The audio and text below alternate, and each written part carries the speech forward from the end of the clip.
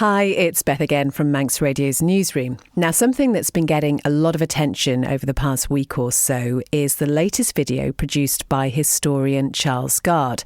It follows the first one, which was just over a year ago, and it was called Welcome to the Isle of Man, highlighting some of the eyesores around the island which he felt really did need sorting out.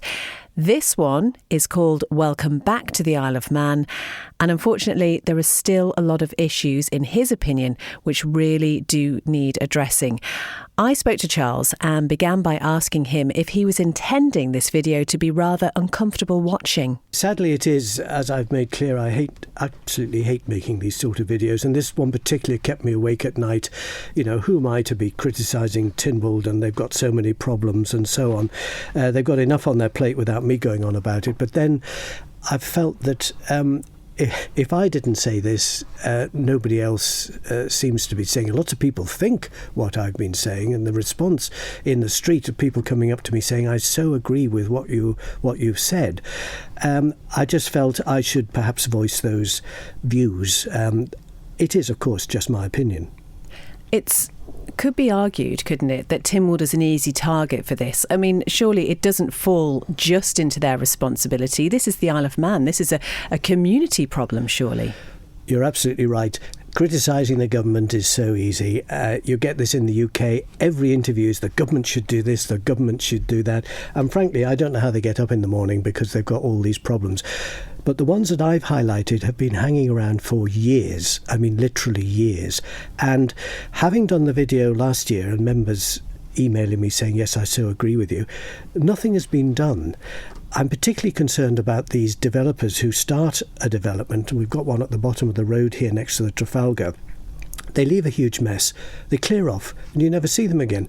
Now, are the government doing anything about this? Why shouldn't a developer like that, who's going to spend millions of pounds, be required to deposit a bond of £100,000 with the government, fully repayable with the interest if the project is completed? If it's not, the government at least have some money to restore that site and put it back in a decent state till the next developer comes along and says he'll have a go. And does anyone check whether these developers actually have the money to do these? Because we've got the one in Duke Street. Who's ever going to sort that out? And those are simple things that I would have hoped some members would have brought a resolution forward to at least debate it and maybe get some legislation changed. But nothing's happened. We're in a difficult position, though, it could be argued, Charles, aren't we? Insofar as we've had the pandemic, we know what the global economic situation is like. How different, realistically, are the problems that the Isle of Man is facing that you're highlighting compared to elsewhere? They're not any different, absolutely. In fact, we're probably a lot better off over here. But how difficult is it to put legislation in that protects our built heritage, for example? I've been going on about this for at least 40 years. I've petitioned Tynwald, and so have lots of other people, and still nothing has happened. And that's nothing to do with the pandemic. It's nothing to do with the world situation. It's about using your own parliament. We are so lucky to have our own parliament to sort these basic problems out. But talking about that, when I get onto the horse tram section, it's not really about the horse trams to me now. It's about whether the will of Tynwald has any meaning at all. I've got a letter, an email here from the former Chief Minister in 2020 during the pandemic, assuring me that it was his wish and the Minister's wish to get the horse trams back to the sea terminal. You then look at the various Hansard votes, sometimes unanimous votes saying, yes, we want the horse trams back. Ministers saying, you've got to believe what we say. We will abide by the will of Tynwald. And that's great. But it's meaningless. Now, who in Tynwald has stood up and said, hang on, we have voted for this. Why haven't you done it? No one says a word. So what is the point of these Tynwald debates? What is the point of the questions? If a minister or a civil servant doesn't want something to happen, it doesn't happen. I have to ask you then, Charles, as you say, you've been highlighting issues like this for over 40 years. Why have you not, until this point, or maybe you have, considered a career in politics, getting into Tynwald yourself? But it's a serious question, isn't it? Because actually, I think a lot of people think, well, I could do that. I could do much better. But it's so easy to say that on the outside. Why aren't you in there trying to affect this change? Because people see you as this champion now. Well, it's easy for me to say these things. To be in there and do it is a different matter, I understand. It never occurred to me to be a politician. I started out like you as a broadcaster. I did Mandate and then, at 72, I'm far too old to be thinking about being an MHK. They need young, dynamic people in there. I accept I'm not yet old enough to qualify to be a president of the United States, but I don't think I would be any use in there. There's plenty of people in there who really want to do the job. They stood for election. They said, we want to run the Isle of Man for you. And I'm just hoping they can look at some of these issues and sort them out. What would be your pressing priority then? If they could do one thing straight away, what would it be? Tidy the island up. And I'll go back, I suppose, to the fact that that's not just something that needs to come from Tynwald and come from government. That is a community thing. This is a mindset, isn't it, Charles? I mean, we see people who don't really have, I suppose, much regard for their environment. And we can highlight this in videos all you like, but how do you change that mindset? But look, you did a feature, a news story a while back about fly tipping, and you had a picture of some old mattresses and stuff. That's a prosecutable offence. And I can't see that that's any different from some of the sites I've highlighted. Just because it's a developer and they've left an almighty mess, that's all right. It's not all right.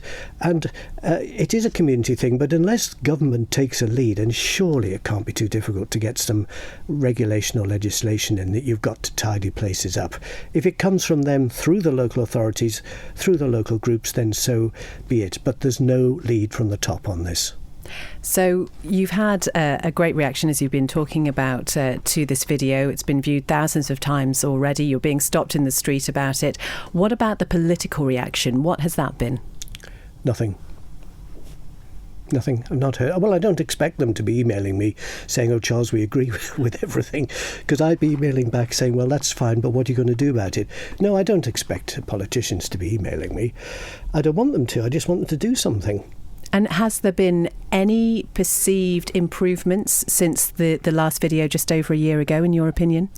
There's been one or two minor things that have been fixed, but, to go back to the railings and the barriers and all these sort of things, I got the minutes of a meeting from the Department of Infrastructure they had last November saying that it was planned that this would happen, that would happen and stuff. None of it has happened. I realise they've got a complex schedule. They've got 1,000 things to do, I know. But as I pointed out, some of those things have been sitting there for years. Whereabouts on any list are these items scheduled to be fixed? Would you consider doing a video about the good things that are happening? Perhaps would that be the way to go? Well, all my other videos are about how fabulous the Isle of Man is. I don't think you could... some of them have had over 1 million downloads, the positive ones. So I have done something to promote the island. And these ones are very painful to do because I don't want to have to. But unless somebody comes up and says something and gets the public backing, members will just think there's no problem. We're all so used to looking at these abandoned sites with cars on. We think that's how Douglas is. It reminds me of the shots of London after the Second World War, after the bombing and all the buildings have been cleared and you've got kids playing on abandoned sites. Well, we don't have the kids playing, we've got cars parked on them, but what must be the impression when you get off the boat and you drive around and you see all this? People must wonder what they've come to. So what would success look like to you with regards to the reaction to this latest video then?